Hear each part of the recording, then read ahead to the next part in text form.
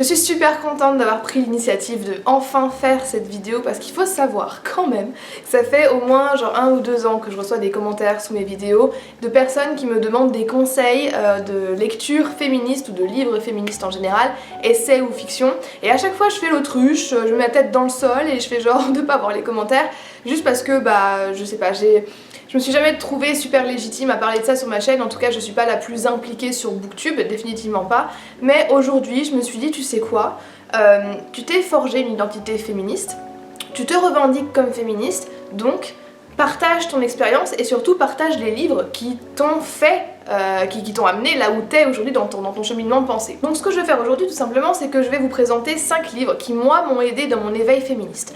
Maintenant, alors attention, petit disclaimer. Je me revendique féministe, sauf que mon féminisme à moi n'est peut-être pas le féminisme des autres. Donc les livres que j'ai lus correspondent vraiment avec ma vision que j'ai du féminisme. Je considère que mon féminisme est intersectionnel, donc il va concerner les femmes transgenres, il va concerner les femmes handicapées, il va concerner les femmes de couleur, il concerne absolument toutes les femmes de tous les statuts sociaux, peu importe. Vraiment toutes les femmes. Donc gardez ça en tête déjà, si vous décidez de suivre mes conseils de lecture. Et puis je tiens aussi à dire que, encore une fois, je pense qu'il y a des chaînes Booktube qui vous aideront peut-être un peu mieux et qui vous donneront plus de lectures spécifiques au féminisme. Je pense notamment à Opaline, donc je vous mettrai le lien de sa chaîne en barre d'infos si vous ne la connaissez pas, mais c'est une personne qui est extrêmement impliquée dans le mouvement et que je respecte beaucoup pour cela. Et l'autre personne dont je vous conseille la chaîne, c'est Aja Reed, qui moi est vraiment une fille que j'aime beaucoup et dont les vidéos me plaisent énormément pour les lectures qu'elle présente justement. Donc allez voir ce qu'elles font si vous vous intéressez réellement au féminisme et si vous voulez avoir d'autres idées de lecture. Moi aujourd'hui je vais juste me cantonner à ce que je connais. J'espère que ça vous plaira, j'espère que je parlerai bien de ces livres parce que vraiment pour moi ils ont été importants, ils ont vraiment marquer en fait l'évolution de mon identité féministe. Surtout dans les commentaires, n'hésitez pas à partager vos avis sur les livres si vous les avez déjà lus et dites-moi quel a été pour vous le livre révélation presque qui vous a vraiment ouvert les yeux sur le féminisme et qui vous a donné envie de plus vous renseigner à ce sujet. On va commencer tout de suite, c'est parti. Le premier livre de cette liste n'est autre que Only Ever Yours de Louise O'Neill que j'ai lu il y a genre 2 ans et en fait je l'ai lu pas dans l'idée de me renseigner plus sur le féminisme ou quoi que ce soit, juste parce que l'histoire en soi me plaisait bien. Il y a eu une époque de ma vie où je disais j'étais féministe mais que j'avais aussi d'autres combats. C'est toujours le cas pour moi, j'ai des combats qui vont principalement concerner le racisme que je place au-dessus de mes combats féministes, mais ça reste quand même super important pour moi. Et donc c'est pour ça que je me suis vraiment intéressée assez tard au féminisme finalement. Le début justement de cette démarche, ça s'est fait avec ce livre, puisqu'en fait c'est une œuvre de fiction. On se trouve dans une société où les femmes ne naissent plus biologiquement, elles sont construites, créée dans des laboratoires. Dans ces laboratoires, bien entendu, lorsqu'on crée une femme, on la crée en fonction des critères de beauté et surtout on la crée pour qu'elle puisse plaire aux hommes. Donc, elles sont créées artificiellement. Après être mises au monde de cette manière, elles vont être envoyées dans des écoles dans lesquelles elles vont suivre des cours, des leçons, dans le but de pouvoir, encore une fois, être l'épouse parfaite et convenir à l'homme qui viendra la marier lorsqu'elles seront en âge d'être mariées. Ça a été genre un livre de ouf, vraiment une révélation pour moi. Ça a été un livre super choquant, super difficile. Pourquoi? Parce qu'en fait c'est un livre qui est dystopique. On est dans une société qui n'existe pas a priori. Mais lorsque vous lisez le truc et que vous vous rendez compte qu'il y a des similarités entre un livre dystopique, une société qui est censée être dystopique, et la société dans laquelle vous vous trouvez, c'est là où vous vous dites, il y a quand même des soucis les gars, on a chié dans le potage à un moment donné. Bien sûr, l'auteur va parler de compétition entre les femmes, l'auteur va parler de eating disorder, donc les femmes qui se font vomir pour être plus minces, etc., de rapport au corps, de sexualité aussi. C'est un livre qui est super difficile à lire, mais qui selon moi vaut le coup. Donc si vous avez l'occasion de le trouver en librairie, en bibliothèque, que vous lisez l'anglais, je crois qu'il a été traduit en français, à vérifier, ça ouvre les yeux et moi je cherchais pas particulièrement ça dans ma lecture, mais c'est là où je me suis dit ok, on a un combat à mener. Il y a définitivement un combat à mener ici. En tout cas, ce que je peux vous dire, c'est que toutes les personnes de mon entourage ou même sur Booktube qui l'ont lu l'ont apprécié. Je ne connais personne qui ne l'a pas aimé. Donc vraiment, foncez, c'est trop bien comme lecture. Le livre que je vais vous présenter là, franchement, je m'attendais pas à l'aimer autant. Je savais que j'allais me retrouver des petits éléments de ma vie dedans et que j'allais pouvoir m'identifier, mais franchement, je m'attendais pas à ce que ce soit un coup de cœur, tout simplement parce que c'est de la poésie. Et très sincèrement, la dernière fois que j'ai lu de la poésie et que je l'ai appréciée, c'était Les Fleurs du Mal de Baudelaire en seconde B. Donc si vous voulez, ça me passait un peu là. Mais je me suis dit je vais me lancer dans Milk and Honey de Rupi Kaur, qui a eu d'ailleurs un succès international, vous l'avez peut-être déjà vu ou peut-être que vous en avez déjà entendu parler, a raison et franchement il mérite tellement mes meilleurs livres. C'est un recueil de poésie qui est assez difficile à décrire puisque c'est, comme dit, des poèmes, une accumulation de poèmes qui se rapportent un peu à la vie de l'auteur et qui se rapportent surtout à la vie des femmes en général.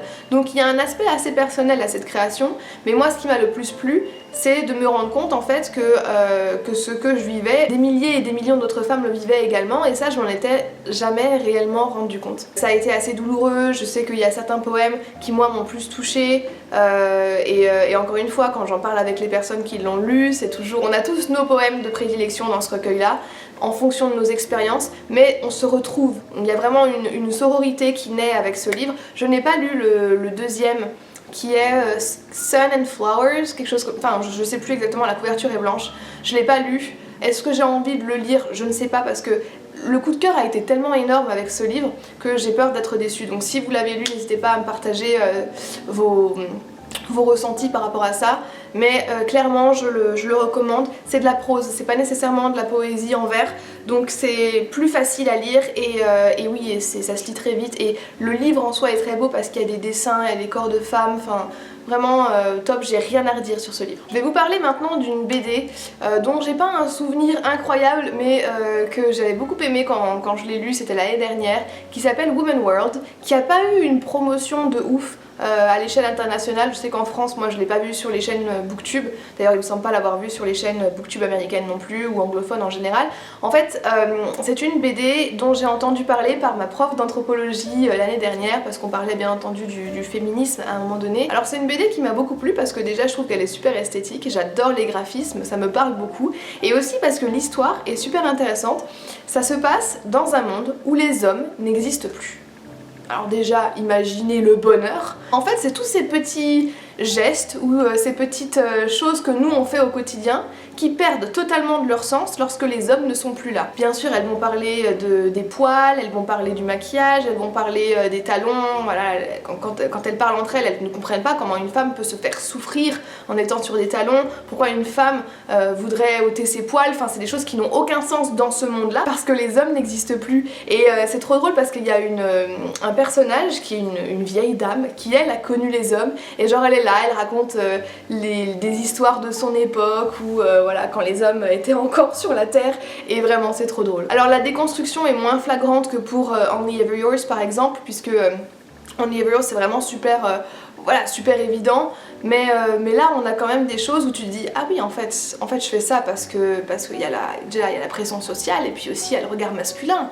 Ah mais je savais pas. Donc c'est vraiment une réflexion intéressante qui peut se faire avec ce livre, et tout en douceur et tout en légèreté, voilà, puisque c'est une BD, ça se lit vite et c'est super agréable. Donc pareil, moi j'aime bien offrir des BD ou des romans graphiques lorsque je dois faire un cadeau ou quoi que ce soit, et ça clairement c'est le cadeau que je vous conseille si vous cherchez quelque chose à offrir à une fille ou même à un garçon en fait. Pour les deux c'est juste top. L'avant-dernier livre dont je voulais vous parler, c'est Girls Will Be Girls de Emer O'Toole, qui a été pour moi le premier essai à proprement parler féministe que j'ai pu lire, et c'était vraiment génial. Donc en fait c'est une doctorante, je crois, qui a écrit sa thèse sur le féminisme, et j'adore parce que son livre est hyper inclusif, vraiment elle parle de tout, elle parle de race, d'handicap, enfin elle est vraiment super inclusive, et j'avais un peu peur que ce soit difficile à comprendre. En plus moi je l'ai lu en anglais, il a été traduit en français si jamais vous lisez pas l'anglais, et c'est super abordable, c'est très drôle, je sais pas comment elle se démerde à chaque fois. Elle vous sort un concept sociologique, par exemple elle vous parle de l'agentivité et de la structure, qui est des termes un peu flous parfois si on n'en a jamais entendu parler, et elle vous donne des exemples concrets juste après qui vous permettent de voir comment ces concepts se mettent en application dans la vie de tous les jours. Elle donne aussi pas mal d'exemples personnels de sa vie, elle parle de relations sexuelles, consentis et parfois non consentis. Elle parle beaucoup de poils également. Elle a été connue pour ça en fait parce qu'elle avait été invitée à un talk show irlandais, parce que je crois qu'elle est irlandaise ou peut-être écossaise. Ok, donc soit écossaise soit irlandaise, prenez pas ma parole pour acquise. Et en fait elle avait été invitée parce qu'elle avait cessé de se raser, donc elle avait été un peu montrée par les journalistes en mode phénomène de foire, et on avait joué et c'est ça qui a fait sa réputation. Donc après elle a publié ce livre et vraiment clairement je le fais pas souvent. Les personnes qui me suivent, vous savez que c'est pas quelque chose que j'aime faire, mais je pense le relire parce qu'il y a tellement de choses qui sont importantes dans ce livre selon moi, tellement de choses que j'aimerais pouvoir retenir, et j'avais été assez subjuguée par sa manière de parler de choses qui ne la concernent pas et de parler d'un féminisme intersectionnel, et ça c'était vraiment très rafraîchissant. J'ai appris beaucoup avec ce livre et c'est ça qui m'a aussi donné envie de lire plus d'essais par la suite. Le dernier livre que je vous conseille aujourd'hui, c'est un peu le big boss des livres que je viens de vous présenter parce qu'il n'est pas facile à lire, mais il vaut vraiment le coup. Je vous en ai parlé d'ailleurs il n'y a pas super longtemps pendant un bilan lecture. Il s'agit de La domination masculine de Bourdieu. Boubou, on le connaît pas mal ici aux États-Unis, ils en parlent beaucoup. Moi j'en avais entendu parler de nom, et il me semble que pendant mes recherches c'est un nom qui revenait assez souvent parce que le mec, genre il est on top of things, on le voit partout. Mais je m'étais jamais vraiment attardée sur un de ses livres et j'ai commencé par La domination masculine et j'ai été très agréablement surprise. C'est en fait pour moi le pilier et la source de beaucoup d'autres créations féministes qui ont été faites après, de préceptes féministes qui ont été divulgués dans les années 2000, parce que c'est un livre qui a été écrit en 98 mais je trouve qu'il est super en avance sur son temps en un sens, et il explique vraiment beaucoup de choses. Par contre je vous dis que c'est le big boss parce que c'est super compliqué à comprendre, ça reste quand même la sociologie les gars. C'est clairement pas le genre de livre que tu vas lire dans ton bain avec de la musique en fond et des bulles de savon Lush quoi. Mais c'est définitivement un livre qui m'a permis de comprendre pas mal de choses. Donc bien sûr il parle de ce phénomène de domination masculine et il parle beaucoup d'intériorisation, de sexisme intériorisé. À un moment donné il évoque aussi cette fameuse intuition féminine dont on parle beaucoup, et il l'explique de manière sociologique et il dit tout simplement en fait à un moment donné les femmes sont obligées de développer cette intuition parce que c'est comme un instinct de survie, comme les animaux, vous voyez. Les animaux ont des instincts de survie, et bien les femmes aussi, et c'est ce qu'on appelle pour le commun des mortels l'intuition féminine.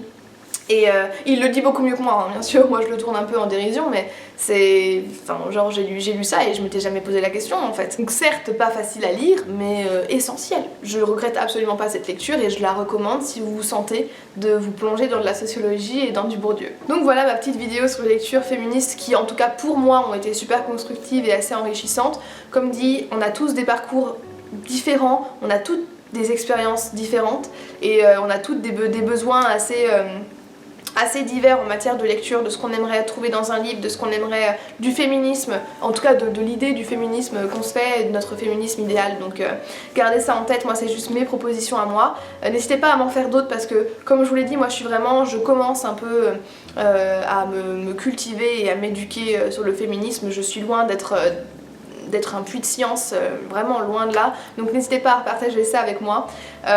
Et puis je voulais aussi vous remercier comme d'habitude d'avoir regardé cette vidéo jusqu'à la fin. Merci de liker mes vidéos, de vous abonner et d'interagir avec moi dans les commentaires. Ça me donne vraiment chaud au cœur, ça me fait super plaisir même si je sais que je suis pas tout le temps présente. Merci beaucoup et quant à moi je vous dis à très bientôt dans une prochaine vidéo. Bye bye.